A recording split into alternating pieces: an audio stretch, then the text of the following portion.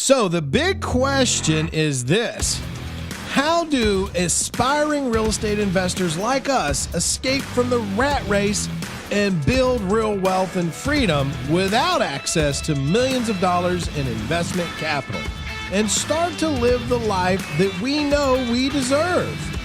This is the question, and this podcast will give you the answer. My name is Zack Childress, and welcome to Real Estate Investing Talk Show.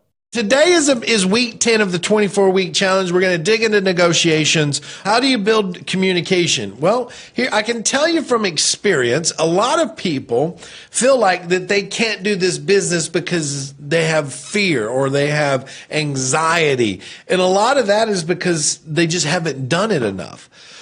Same thing with communication. When we look at negotiation is the art form of communication. That is what it is. Some people look at negotiation and they go, oh my goodness, I don't know if I could do negotiation. I don't know if I'm in the right spot. I've never done it. I'm not good at it. I don't know.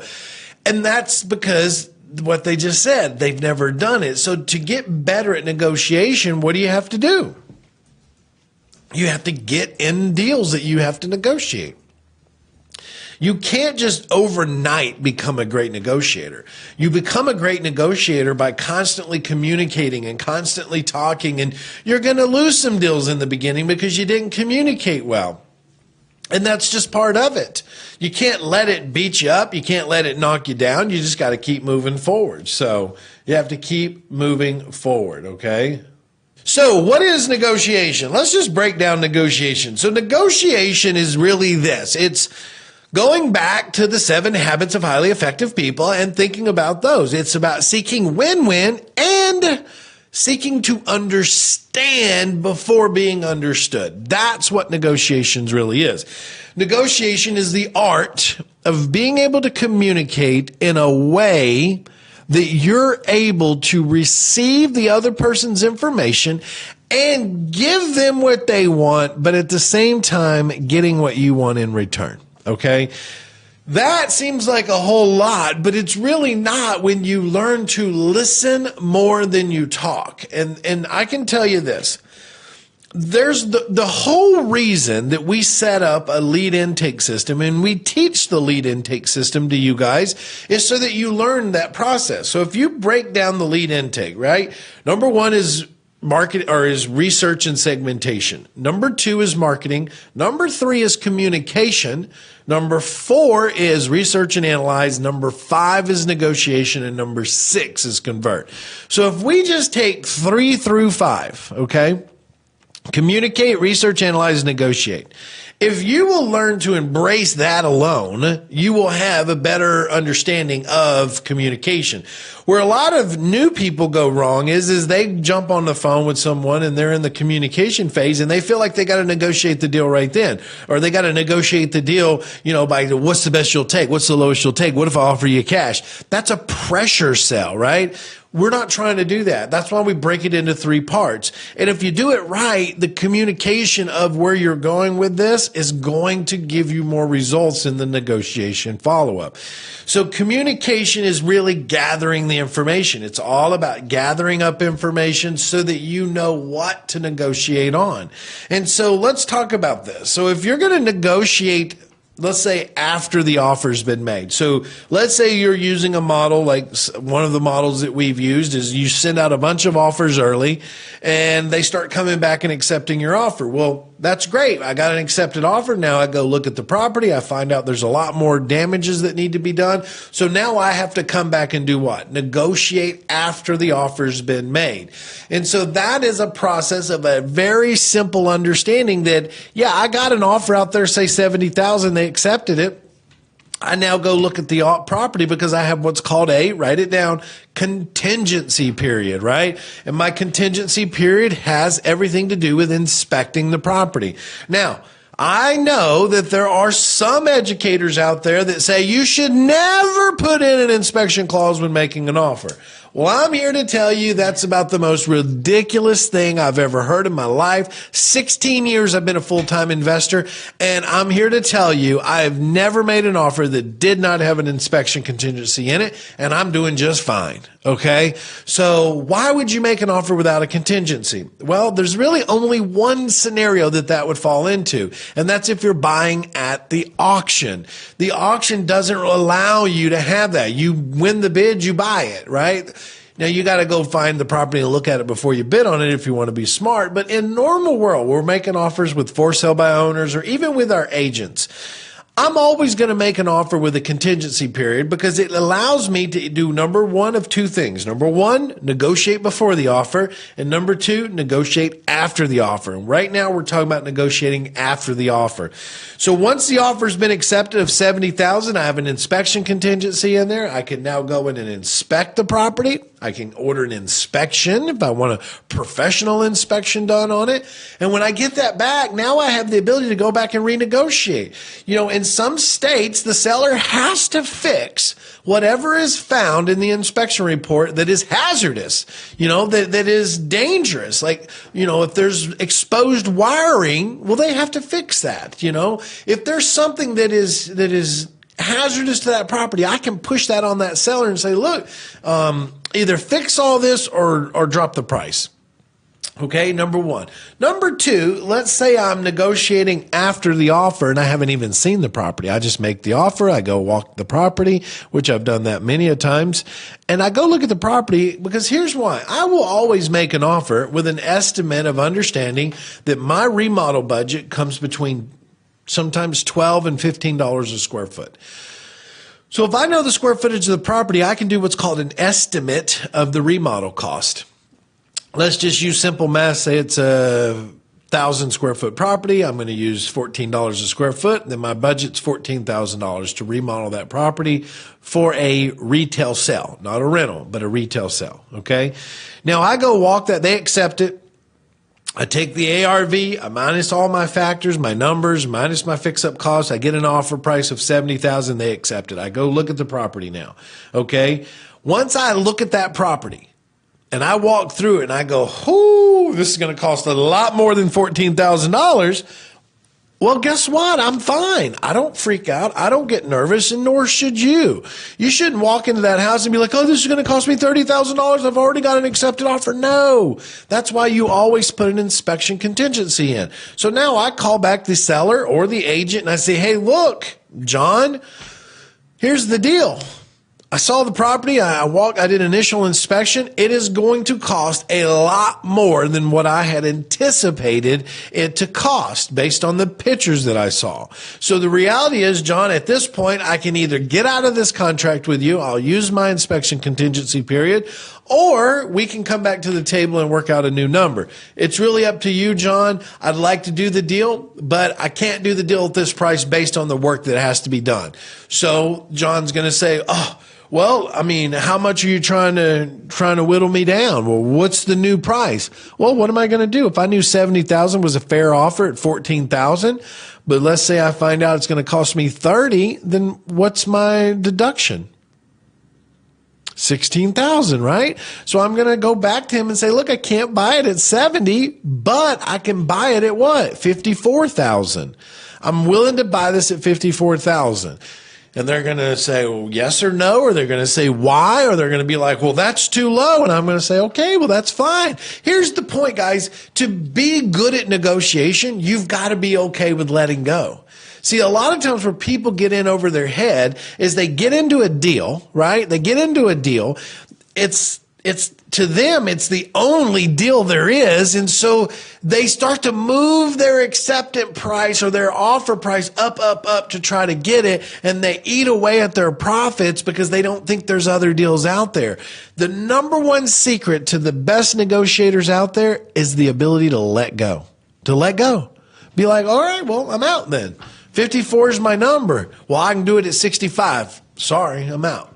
I'm not going to do the deal, you know, and put time and energy and money into this and not make anything, you know. So, you know, good luck with your offer. I'll follow up with you. That's the converting stage, right? So that's negotiating after the offer.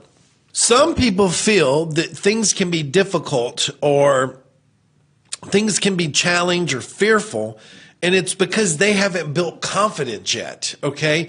And let me explain that. When you have confidence, when you have the belief that you can do this no matter what, you're going to run in full force. And how do you build that confidence? You have to keep doing it. You have to keep doing it and keep doing it and keep doing it. You have to face your fears. You have to. And here's why. I can't tell you how many people I've talked to that have said to me, Zack, I wish I was doing this right now, but this has happened in my life or that's happened in my life. I wish that I could do this. I wish that this would change. I wish that this was the reality. I watch other people find success for this, and I want this, but I wish, but, wish.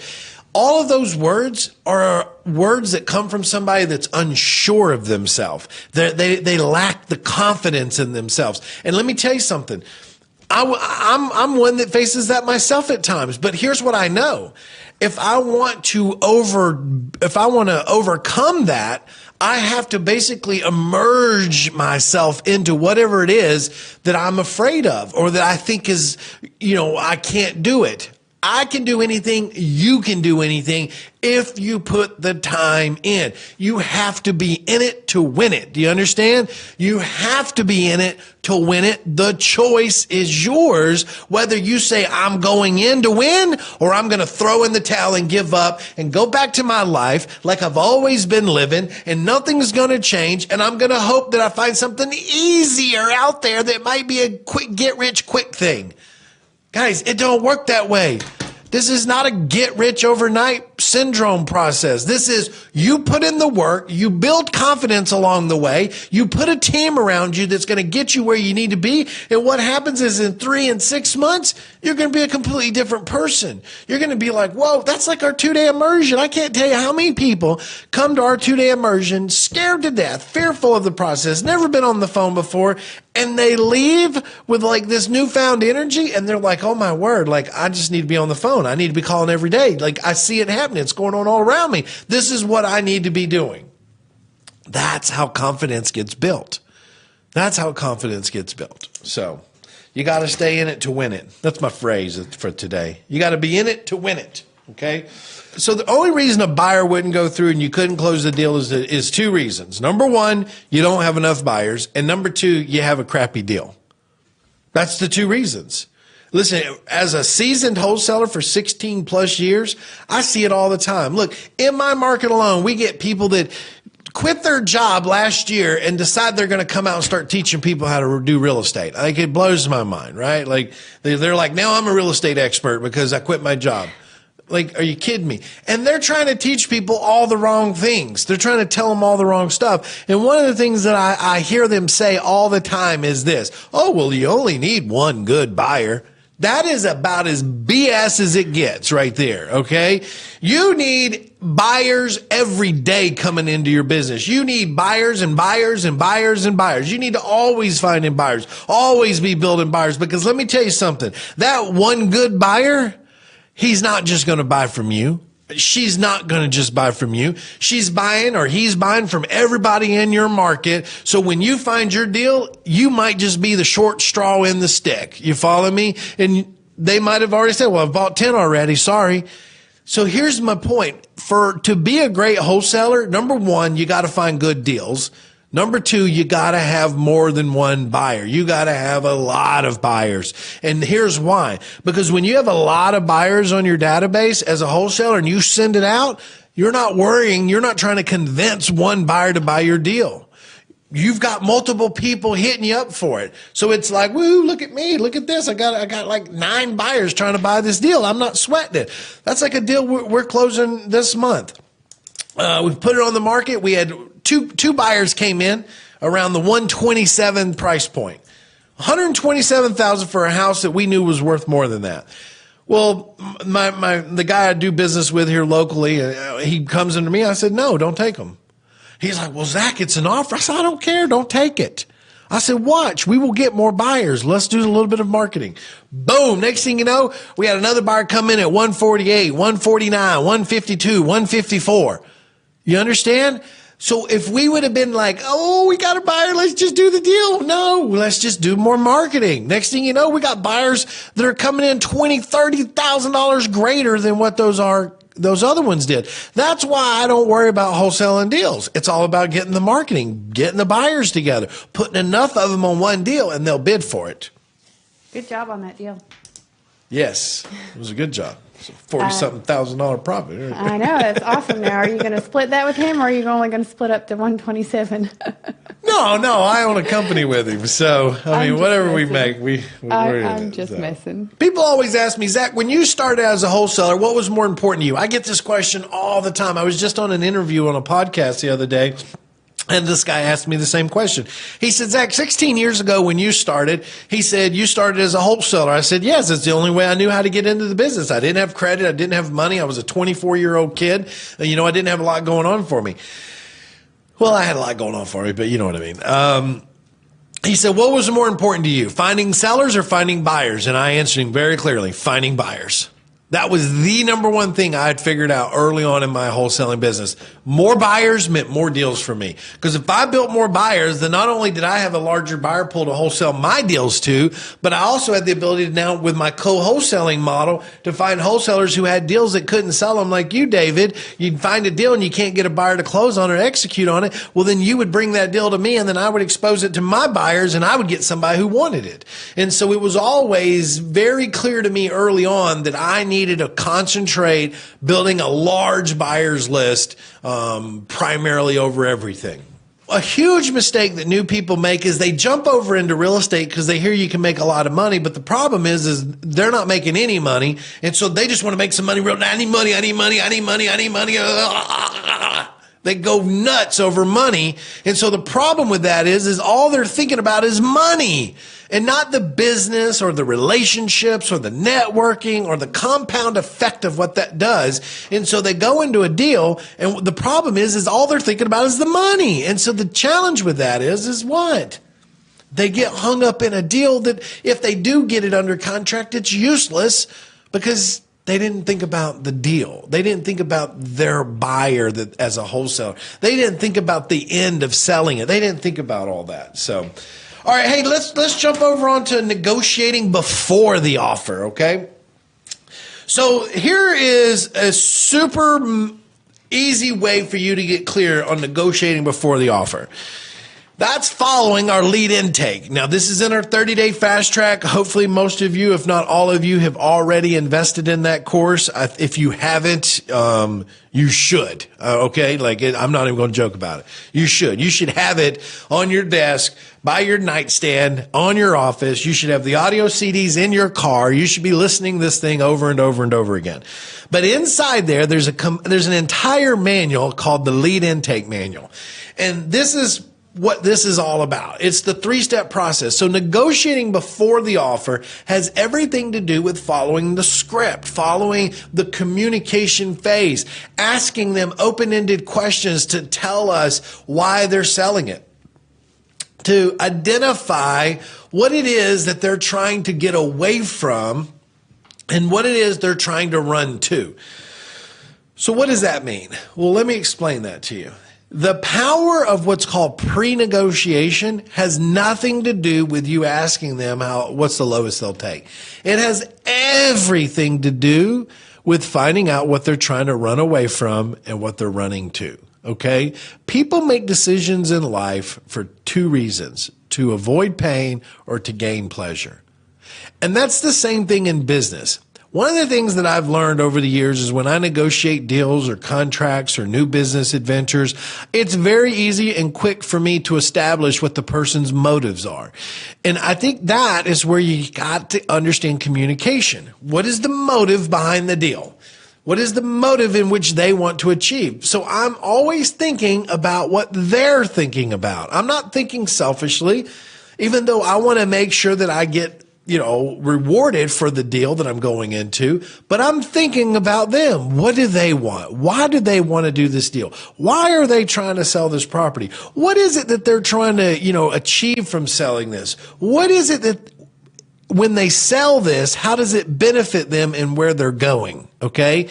Those are factors that you have to take into consideration when you're pre-negotiating. So the pre-negotiation, the 3-step process is always gather information from them in the communication phase, initiate or acknowledge why they're selling, and demonstrate the motive in which they want to sell for, okay? So I'm going to be gathering a lot of data, gathering information. That information that I'm gathering starts to help me pre-negotiate. Even though I'm not negotiating, or they don't realize I'm negotiating, I am negotiating, okay? Because if they say something to me like, well, I may ask them the question like this, and this is all inside the 30-day fast track, guys. If you have it, use it. I may ask them a question like this: tell me about your property. And when they start telling me all about their property, if they say, oh, it's on a corner lot and we just did the roof and it's beautiful, I'm going to answer like this. I'm going to say, well, it sounds like a beautiful home. Why would you sell it?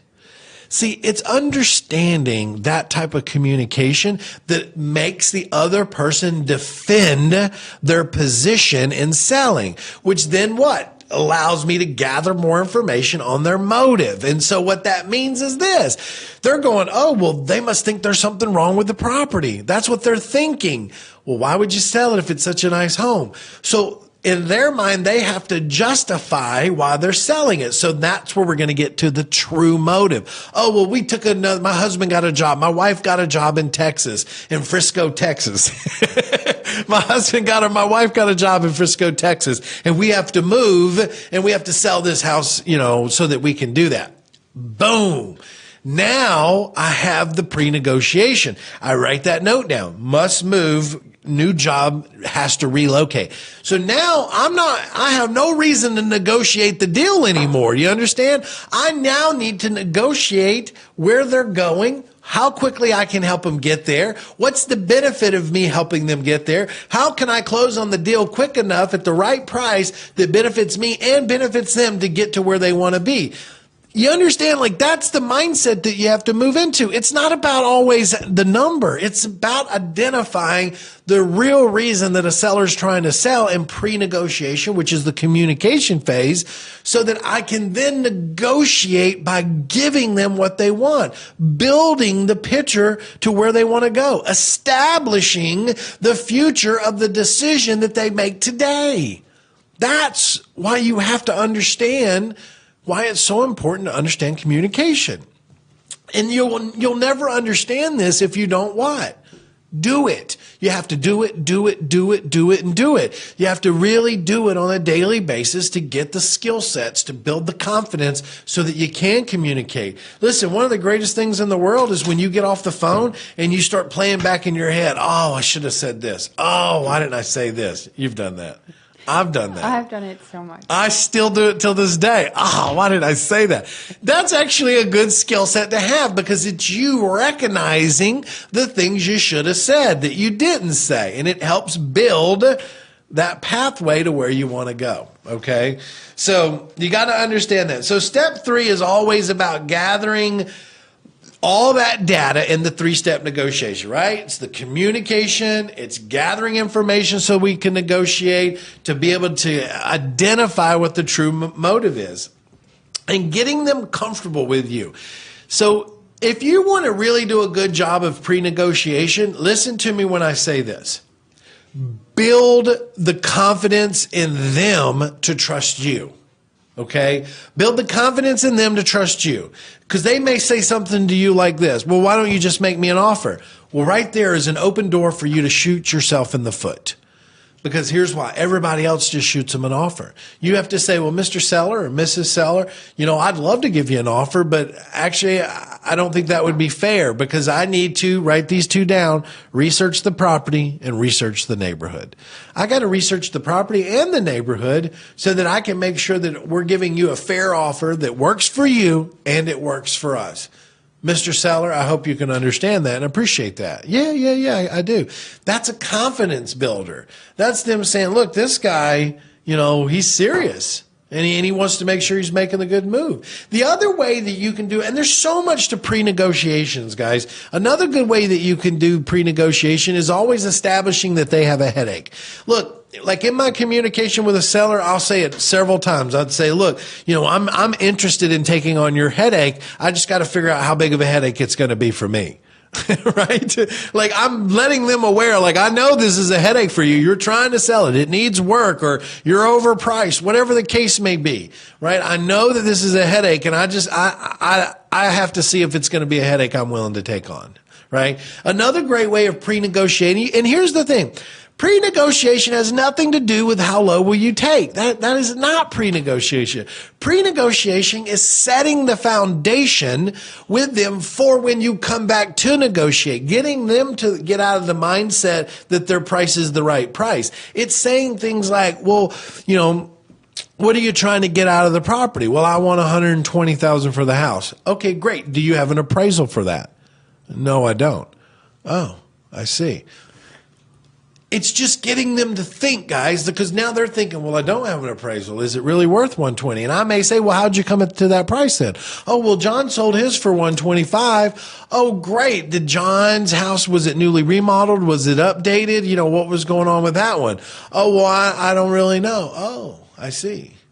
So the point is without me trying to be blatantly like disrespectful to them, I want them thinking about all the stuff. I'll give you I love using this one. I'll ask them, well, tell me about the property. And they start telling me about it. I'll say, oh, well, great. Have you remodeled the kitchen in the last 5 years? No. Oh, okay. Well, can you tell me about the floors? Oh, well, we have wood floors, laminate, carpet. Oh, great. Are they new or are they still the originals? Oh, they're the originals. Oh, okay. Well, have you updated anything in the property? Oh, well, yeah, we painted. Oh, great. You had a professional or you guys did it yourself? Oh, no, we did it ourselves. Oh, okay. You understand what I'm doing? Like I'm digging with the right questions to establish that the property needs work if they want to get that type of price point on it. And one of the ones I always end with is I say, well, have you done any landscaping to the property? And most people will say, oh yeah, we've done the yard. Oh great. So you've landscaped the back? No. Here's why I always say that. Because most people never landscape their backyard. Like I just did mine last year and, I know why they don't do it. But the point is I'm always establishing what we call the hooks. Inside that communication, I'm establishing the point with them that property is probably not worth what it really is because I'm pointing out the things that other people would probably point out directly at them. They're saying, oh, well, you didn't update this and that's not updated and this is going to cost money. A seller doesn't want to hear that. They're going to put the guard up. They're not even going to listen to you. Right? You've got to get them to listen to themselves. You got to get them thinking. You got to get them really negotiating the deal in their head so they start thinking, oh, I probably need to drop this price. And if you do that correctly, when you then come back to negotiate, it is easier to get them to come from 120 to 70,000. And that, my friends, is why you have to really master the scripts and the communication that we give you inside the 30-day fast track, at the 2-day immersion if you're in our coaching. These are the things that help you become better at getting the deals you want. Because if you're a better negotiator, and when I say negotiator, a lot of people take that word wrong. They think negotiation is like this hard, like this battle, and it's really not. Listen, it is much easier for you to get them to want to give you the property than you trying to take it from them. And you do that in a 3-step process. You do that with a communication phase, a research and analyze, and then a callback for negotiations. You don't try to push it all into one. You step that out. You build the relationship. You create trust with them. You get a conversation started with them, and you start to identify things that they need to be aware of without forcing it on them and getting them to think about it themselves. So here's the thing about today, guys. Today is week 10 of a 24-week challenge. So if you're just joining us for the first time, you've missed 9 weeks of building your business. And we still have 14 more weeks to go, okay? I guess that's right. We're on week 10. Yeah, 24 weeks, 14 more weeks to go. So I encourage you guys to participate, be active, share this message. People need to hear this because here's why. There's too much information out there that's being shared from people that aren't even really investing anymore. And you need to be in it. You need to be a winner. You need to be in to win. You need to stay committed to your journey. The last thing you want to do is start a journey and give up on yourself, give up on your dreams, give up on the future that you're setting out for yourself because you think it's too hard. Let me tell you something, my friends. Life is only as hard as you perceive it to be. If you want life to be easy, then it will be easy. But it's going to require you to put your big boy pants on, put one foot in front of the other, and take this journey no matter how it comes at you.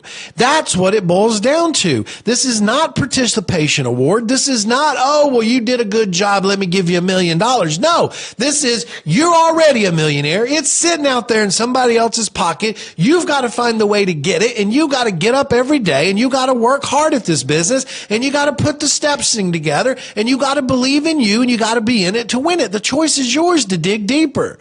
But you've got to want this. No one is going to get on the phone with you every day and try to rah-rah-ree you because you have doubt in yourself.